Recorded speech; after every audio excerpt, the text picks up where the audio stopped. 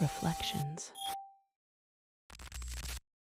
Hi there, welcome back. I'm Anna Vivian, and this is the Reflection series, a place where we dedicate time for internal and personal introspection. I want to jump straight into today's episode because we're doing what I feel is one of the tricky things for us to actually do, and that is to face the mess of the year head on. The goal isn't to solve but to lay a foundation for us to build bigger and better for our New Year's resolutions. Psychologically, today we are doing what we call cognitive restructuring.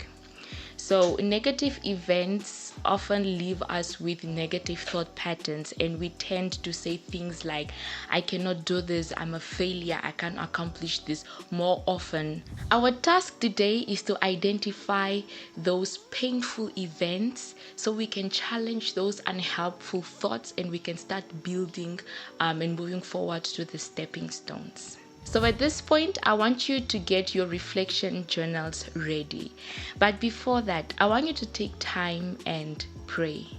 Remember Jeremiah 33 verse 3, we are asking God to show us. So in this time, I just want you, even before we continue, take time, pray and ask God to actually help you to be as critical as you can be.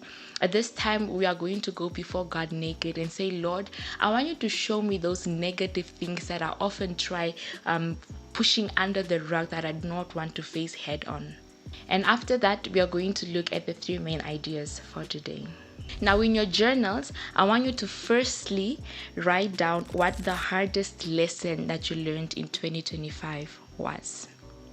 Secondly, write down what the most costly lesson was. In other terms, the hardest lesson you learned in the hardest way. And then thirdly, I want you to write the story behind the scars. Take your time, write as lengthy as you want it to be, but I want you to be very as detailed as you can be. This is the scar we actually need to understand before it can start healing, and then we later look back and that becomes our story of survival. Now, let's talk about regrets. So this is basically your inner guide showing you what could have been or highlighting the actions you took that actually do not align with what you truly believe in. And we are going to look at the following 5 areas. Firstly, what is the one thing you regret from 2025 in your personal life? It could be that you didn't take as much rest as you were supposed to. Secondly, look at it from a financial perspective. What is that resource that you feel you might have wasted? Thirdly, look at it from an emotional perspective. Then, spiritually. And lastly, relationally. Remember to take your time as you're writing. So I want you to write the regret, and for a little bit more clarity, you could also write the emotion or the feeling that was accompanied by that regret. Finally, let's look at the areas where you found yourself sleeping time and time again. Now, this is not about isolated mistakes, but we are looking at the patterns that kept showing up, right? So this is that challenge or that battle that you know you should have overcome, but you kept succumbing to. I personally took some time to look at some of the patterns that I felt kept me limited in this year, and the one that stood out or that kept showing up, that I saw kept showing up, was the fact that I found myself telling people my plans, my intentions, my pains, talking about it with other people before telling God. And while talking to somebody, I would feel the nudge of the Spirit telling me that you did not pray about this first, or you did not tell God about this first. Or that question would just pop up like, does God know what you are planning on doing, or is this the first person that's actually hearing it? It's not something I wanted to do, but it's something I found myself continuously doing. So this is what you're going to look at. What is your pattern, right? So with that, I want you to Write down what the biggest or the most recurring challenge you faced in 2025 was. And secondly, I want you to write down how this pattern showed up in your daily life. And thirdly, right, I want you to also write down what the thought process or the lie that allowed you to continue with this pattern was. Because remember, the battle is in the mind. It's what you think, it's what you see, it's what you feed your ears, it's what you feed your eyes. So what is that a lie that you constantly kept telling yourself? An example I can give is that many of us, when we are faced with a challenging situation, we often revert back to saying, I'm only human. But that, I feel that is a lie we tell ourselves to actually comfort ourselves and be like, I did this because I'm only human, or I didn't do better because I'm only human.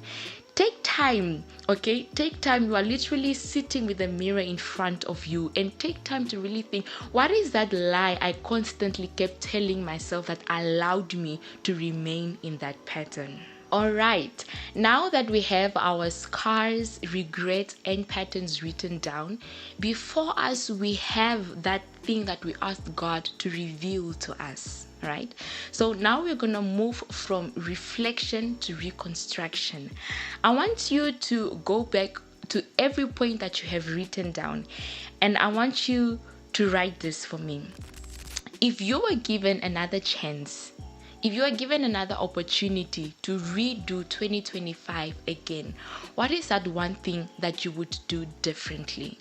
Now, I know you have many things written out, but I'm sure when you're looking at all of that, there is this thing that you can pinpoint like, man, if only I did this differently, my year would have ended or would have been different. Write that thing down. And I want you to keep it safe. Right?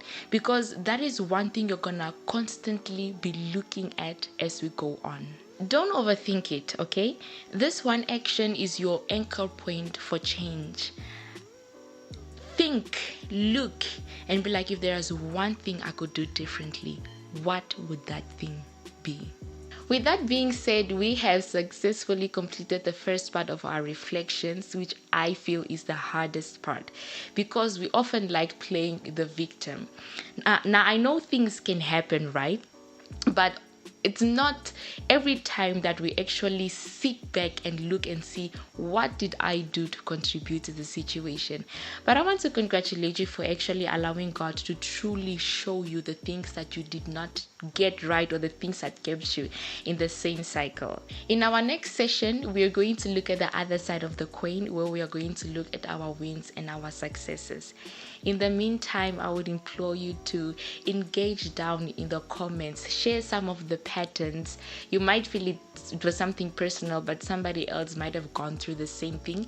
And we are going to meet in the next session, and we are going to see what you actually did right, because it's not everything that you did wrong.